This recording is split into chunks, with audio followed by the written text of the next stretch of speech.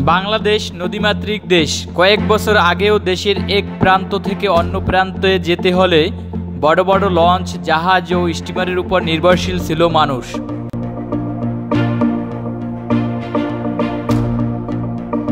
আর এসব বড় বড় জাহাজ, স্টিমারের গুরুত্বপূর্ণ যন্ত্রাংশের মধ্যে অন্যতম একটি হলো পাখা।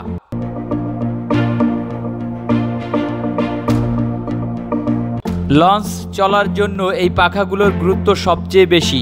ইঞ্জিনের সাহায্যে পাখাগুলো ঘুরলেই লঞ্চ সামনে আগাবে। এই পাখাগুলো পিতল দিয়ে তৈরি হয়।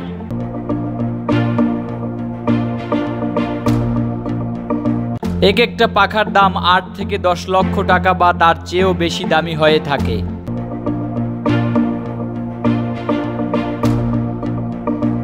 এসব পাখা বিদেশ থেকে বাংলাদেশে আনতে প্রচুর পরিমাণে অর্থের প্রয়োজন, যার পরিপ্রেক্ষিতে বাংলাদেশের নিজস্ব কারিগর দিয়ে সম্পূর্ণ দেশীয় পদ্ধতিতে মাটির গর্তে ডাইস তৈরি করে বানানো হয় এই দামি পাখা।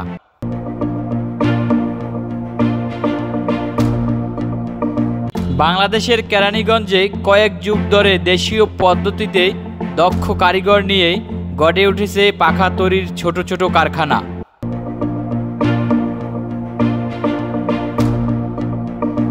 লঞ্চের মালিকপক্ষ থেকে পাখা তৈরির জন্য অর্ডার করলে যে কোনো সাইজের পাখা তৈরি করে দিতে দক্ষ এই পাখা তৈরির কারিগররা।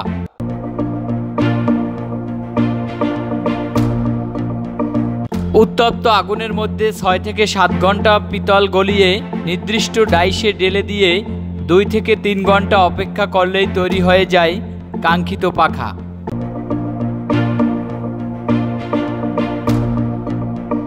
বর্তমানে সড়কপথে যোগাযোগ ব্যবস্থার উন্নতি হওয়ায় ধীরে ধীরে লঞ্চের প্রচলন বিলীন হয়ে যাচ্ছে, যার ফলে আগের মতো এখন আর পাখা তৈরি করতে দেখা যায় না।